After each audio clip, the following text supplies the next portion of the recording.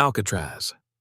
The name alone conjures images of iron bars, cold water, and Al Capone staring at the San Francisco skyline he could not reach. But that name, that word, does not belong to any gangster or warden or federal bureau. It belongs to a bird.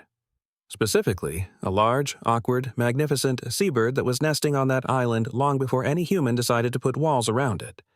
The story of how we got from a pelican on a rock to the most famous prison in America runs through 3 languages, 2 continents, and about 1,000 years of beautiful linguistic confusion. To understand where this word comes from, you need to picture the Iberian Peninsula in the 1500s. Portugal and Spain are not just countries at this point, they are the dominant maritime empires of the known world. Portuguese sailors are pushing south along the African coast and east toward India. Spanish ships are crossing the Atlantic with startling regularity. And both of these seafaring cultures have spent centuries living alongside, trading with, and sometimes fighting against Arab civilization. The Arabic language had an enormous influence on Spanish and Portuguese, especially in the south. Entire regions of vocabulary, from mathematics to astronomy to everyday objects, came in through Arabic during and after the period of Moorish rule in Iberia. Words for things sailors saw every day, especially on the water, were no exception. When Portuguese and Spanish explorers needed words for the strange birds they were encountering on long ocean voyages, they often reached for whatever was already in the linguistic toolkit, and some of that toolkit was Arabic. Here is where it gets genuinely interesting. The word Alcatraz shows up in Spanish in the 1500s, and its earliest recorded meaning is pelican. That is straightforward enough. But trace it back further, and the path gets tangled in the best possible way. The leading theory takes the Spanish Alcatraz back to Arabic al-qadus. Now, al is simply the Arabic definite article, the equivalent of the. Qadus refers to a bucket or a vessel used for lifting water, specifically the kind attached to a water wheel, a device the Arabs called a noria. These water wheels were common across the medieval Islamic world, and the image of a bucket dipping into water and rising again apparently struck someone as a useful metaphor for a pelican, whose enormous throat pouch works in a not entirely different way. The bird dips, the pouch fills, the bird rises. The bucket metaphor has a certain logic to it. From al-qadus, the word shifted in Iberian mouths. Arabic sounds do not always map cleanly onto Spanish or Portuguese phonology, and the transformation from al-qadus to Alcatraz involves the kind of gradual sound drift that happens over generations of people borrowing a word without access to the original speakers. By the time the word is firmly established in Portuguese as Alcatraz, it means a general category of large seabird, particularly pelicans. Now, here's where the geography matters. In 1775, Spanish naval lieutenant Juan Manuel de Ayala became the first European to sail into San Francisco Bay and map it. His expedition named the island we now call Alcatraz Isla de los Alcatrazes, which translates roughly as Island of the Pelicans, or more loosely, Island of the Seabirds. The pelicans were genuinely there. Brown pelicans nested on the island in significant numbers, and the name was a practical description before it was ever a symbol of anything. The island sat largely undeveloped for decades after Ayala's naming. The United States acquired California in 1848 following the Mexican-American War, and by 1850, Alcatraz had been claimed for military use. A lighthouse went up in 1854. A fort followed. The military prison came later, operating through the Civil War era.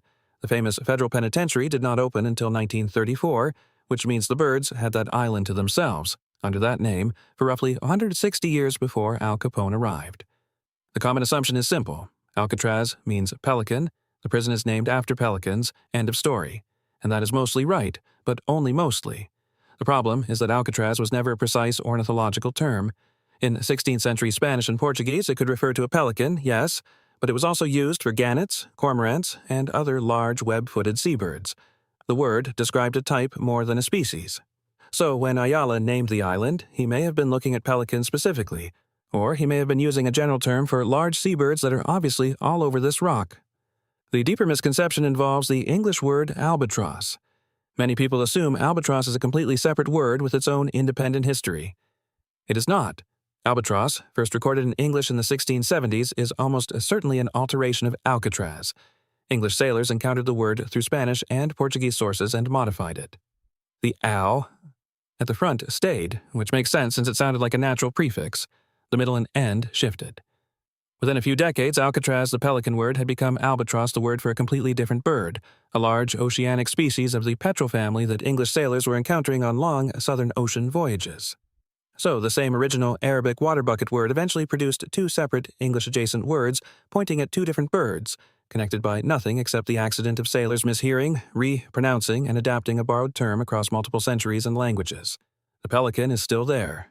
Brown pelicans nest on Alcatraz today as part of the island's protected ecosystem, now managed by the National Park Service. There is something quietly satisfying about that. The prison closed in 1963. The birds never left. The word Alcatraz itself survives mostly as a proper noun in English, attached to the island and everything the island represents in popular culture, but in Spanish it remains a living word for seabirds, and in Portuguese the connection to those early maritime voyages is still traceable through the language's vocabulary for coastal life. The albatross connection surfaces in a very different cultural context. Samuel Taylor Coleridge's 1798 poem, The Rime of the Ancient Mariner, made the albatross a symbol of burden and guilt, the thing you carry when you have done something you cannot undo. The phrase, an albatross around your neck, entered the English language through that poem and stuck. What almost nobody mentioning that phrase realizes is that the bird in question is a linguistic cousin of the island where America sent its most incorrigible criminals. The burden and the prison share a common ancestor. The Arabic influence on Iberian vocabulary is one of the most underappreciated forces in the history of the English language. English absorbed enormous amounts of Spanish and Portuguese vocabulary through trade, exploration, and empire, and a significant fraction of that vocabulary carries Arabic structure underneath it. The al prefix is the most visible marker. Alcohol, algebra, algorithm, almanac, alkali, and dozens of others all carry that Arabic definite article at the front, preserved intact through centuries of borrowing. Alcatraz fits this pattern exactly. The al is the article. The rest is the noun.